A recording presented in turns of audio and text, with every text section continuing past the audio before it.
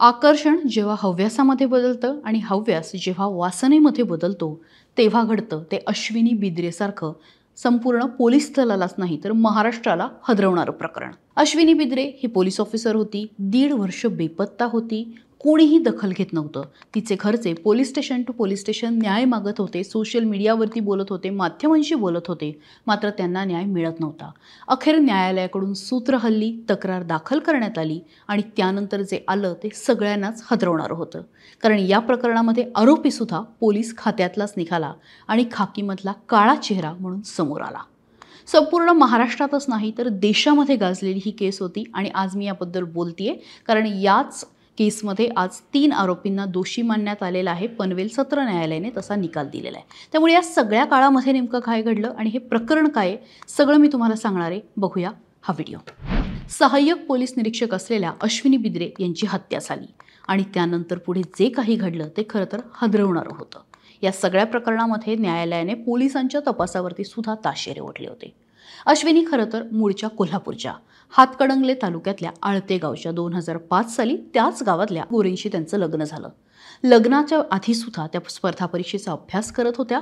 लग्नानंतरही तो सुरूच ठेवला आणि 2006च्या पोलीस भरतीमध्ये अश्विनी बिद्रे यांची भरती झाली। यांना यश आलं। आधी पुण्यामध्ये आणि नंतर सांगलीमध्ये त्यांचं पोस्टिंग होतं। सांगलीला असतानाच अश्विनी बिद्रे यांची त्यांच्याच खात्यामध्ये वरिष्ठ पोलीस निरीक्षक असणाऱ्या अभय कुरुंदकर याच्याशी ओळख झाली। ओळख प्रेमामध्ये बदलली आणि प्रेम संबंधांमध्ये। 2013 साली अश्विनी बिद्रेचं प्रमोशन झालं आणि रत्नागिरीला बदली झाली। तेव्हा सुद्धा कुरुंदकर तिची पाठ सोडत नव्हता, तिच्याकडे त्यांनी येणं जाणं सुरूच ठेवलं। अश्विनीचा नवरा आणि वडिलांना या संबंधाची कुणकुण लागली। त्यांनी तिला बाजूला घेण्याचा प्रयत्न केला आणि तिथेच कुरुंदकरचा इगो आडवा आला। त्याने अश्विनीशी वाद घालायला सुरुवात केली, तिच्यावरती दबाव टाकायला सुरुवात केली। तिला गायब करेल अशा धमक्या तिच्या नवऱ्याला दिल्या। त्यामुळे अश्विनीचं सगळंच कुटुंब कुठेतरी व्यथित झालेलं होतं आणि काळजीमध्ये वावरत होतं। त्यानंतर 2015 साली अश्विनीची बदली नवी मुंबईमधल्या कळंबोली पोलीस स्टेशनला झाली।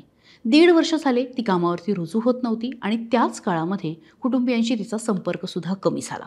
अश्विनीशी काहीच संपर्क होत नाही म्हटल्यानंतर कुटुंबियांनी तिचा शोध घेण्याचा प्रयत्न केला, पण शोध लागत नव्हता। अश्विनी बेपत्ता आहे अशा बातम्याही यायला सुरुवात झाली। अखेर कुटुंबियांनी कुरुंदकरच्या विरोधामध्ये अपहरणाचा गुन्हा दाखल केला। सुरुवातीला त्यांची तक्रार सुद्धा कोणी घेत नव्हतं, पण अखेर हे प्रकरण हायकोर्टामध्ये पोहोचलं। कोर्टाने जेव्हा अश्विनीचा शोध घेण्याचे आदेश पोलिसांना दिले त्यानंतर खरं तर या प्रकरणाला गती आली। कुरुंदकर आणि अश्विनीमध्ये वाद झालेला होता। या वादाचं रेकॉर्डिंग अश्विनीचा नवरा असलेल्या राजू गोरे यांच्या हाती लागलं आणि त्यासोबतच त्यांना काही CCTV फुटेज सुद्धा मिळालं। आता हे कनेक्शन नेमकं समोर कसं आलं तर झालं असं की अश्विनी आणि कुरुंदकर यांच्या प्रेमाचे, वादाचे आणि जे काही संवाद होतं, जे काही संभाषण होतं ते अश्विनीने स्वतःच्या कॉम्प्युटरमध्ये रेकॉर्ड करून ठेवलं होतं। अश्विनीतल्या घरातल्यांनी जेव्हा हा कॉम्प्युटर बघितला, हा तिचा लॅपटॉप बघितला, त्यावेळी त्यांना या गोष्टीचा उलगडा झाला। कुरुंदकरने त्यांच्याशी होणाऱ्या संवादामध्ये, भांडणामध्ये सुद्धा वारंवार तिला जिवंत मारण्याच्या धमक्या दिल्या होत्या। हे सगळे पुरावे कळंबोली पोलिसांना देताच कुरुंदकर तात्काळ रजेवरती गेला। आता 11 एप्रिल 2016ला नेमकं काय घडलं? 11 एप्रिल 2016ला कुरुंदकर आणि अश्विनी यांची पोलीस ठाण्यामध्ये भेट होते। पुढे दोघंही एकाच कारने कुरुंदकरच्या भाईंदरमधल्या फ्लॅटवरती जातात। तिथे कुरुंदकरकडनं अश्विनीवरती अत्याचार केले जातात आणि तिथे तिची निर्घृणपणे हत्या केली जाते। सुरुवातीला गळा दाबला जातो आणि त्यानंतर खरं तर कुठल्याही संवेदनशील माणसाला हादरवेल अशा पद्धतीने वूड कटरनी म्हणजे ज्यांनी लाकूड कापतात त्या हत्यारापासून तिच्या शरीराचे तुकडे केले जातात। शरीरापासून धड वेगळं केलं जातं। काही काळ ते तुकडे कुरुंदकरच्या फ्रीजमध्ये ठेवले जातात। पुढे हा मृतदेह भाईंदरच्या खाडीमध्ये फेकला जातो आणि हे सगळं करण्यासाठी कुरुंदकर तिघांची मदत घेतो। यातली पहिली व्यक्ती आहे राजू पाटील, दुसरं म्हणजे त्याचा बालपणीचा मित्र महेश पळणीकर आणि तिसरं म्हणजे कुंदन भंडारी। यातला कुरुंदकर सोबत महेश पळणीकर आणि कुंदन भंडारी हे सुद्धा आज दोषी ठरलेले आहेत। राजू पाटील याची निर्दोष मुक्तता करण्यात आली आहे। जाता जाता अजून एक म्हणजे एकनाथ खडसे जे राजकीय नेते आहेत त्यांचा भाचा आहे राजू पाटील। आता कुरुंदकर कसा सापडला?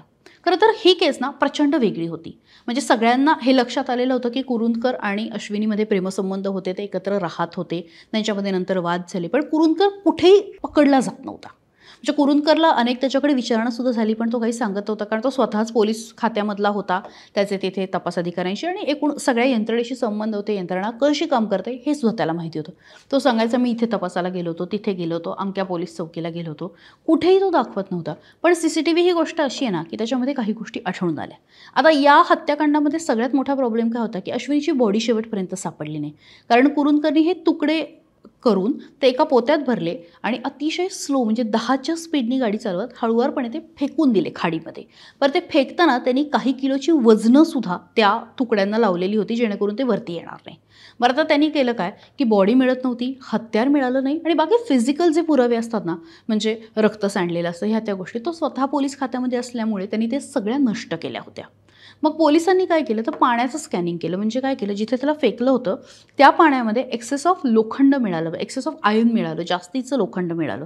त्यामुळे पोलिसांनी तिथे टेक्निकल टीमची मदत घेतली. त्यानंतर गुगल लोकेशनची सुद्धा मदत झाली की त्यावेळी दोघांचंही टॉवरचं लोकेशन एक होतं, पुढे सुद्धा बऱ्याच काळ ते लोकेशन एक होतं, त्यामुळे कुठेतरी त्याची मदत झाली. आणि कुरुंदकरनी ज्या पद्धतीने आधी जाऊन त्या ठिकाणाची पाहणी केली होती, त्याच्या साथीदार आरोपी जे आहेत त्यांनी गोण्या खरेदी केल्या होत्या, वजनं खरेदी केली होती, तर या सगळ्या गोष्टीसुद्धा मदत या सगळ्या प्रकरणामध्ये झाली. आता कुरुंदकरसह दोघे जण या प्रकरणामध्ये दोषी आहेत. न्यायालयाकडून तब्बल 80 साक्षीदार तपासण्यात आली. 7 वर्ष सुनावणी सुरू होती आणि या सगळ्या काळामध्ये अश्विनीचे पती असलेले राजू गोरे, ज्यांना राजीव गोरे म्हणून ओळखलं जातं, त्यांनी प्रचंड लढा दिलेला आहे. सोशल मीडिया असू द्या किंवा इतर सगळ्या बाबतीमध्ये जिथून जिथून त्यांना उभं राहता येईल असा त्यांनी प्रयत्न केलेला आहे आणि त्याबद्दल खरं तर त्यांचं कौतुक करायला हवं. आज या प्रकरणामध्ये कुरुंदकरला 302 अंतर्गत आरोपी ठेवण्यात आलेला आहे. इतर दोघांना सुद्धा मृतदेहाची विल्हेवाट लावण्यासाठी सहभाग होता, त्यामुळे पुरावे नष्ट केल्याप्रकरणी 201 कलमांतर्गत दोषी ठेवण्यात आलेला आहे. राजू पाटील याची निर्दोष पुराव्याअभावी मुक्तता झालेली आहे.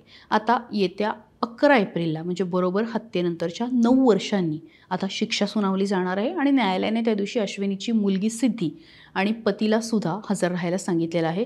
त्यामुळे आता या प्रकरणामध्ये नेमकं काय होतं हे बघणं महत्त्वाचं ठरणार आहे. एकूणच म्हणजे अनेक ठिकाणी या प्रकरणाची चर्चा होती, त्यामुळे महाराष्ट्राच्या पोलीस खात्याला काळिमा फासणारं आणि एक प्रकारे खाकी वर्दीला डाग लावणारं हे प्रकरण आहे. याचा शेवट नेमका कसा होतो आणि आरोपींना कशा पद्धतीने किती शिक्षा होते हे बघणं महत्त्वाचं राहील. तुर्तास या व्हिडिओत इतकंच. महाराष्ट्रातील सर्व बातम्यांचे विश्वासार्ह व्यासपीठ, सकाळच्या सर्व सोशल मीडिया प्लॅटफॉर्मला लाईक, फॉलो आणि सबस्क्राईब करा. तसंच सर्व नोटिफिकेशनसाठी बेल आयकॉन प्रेस करायला विसरू नका.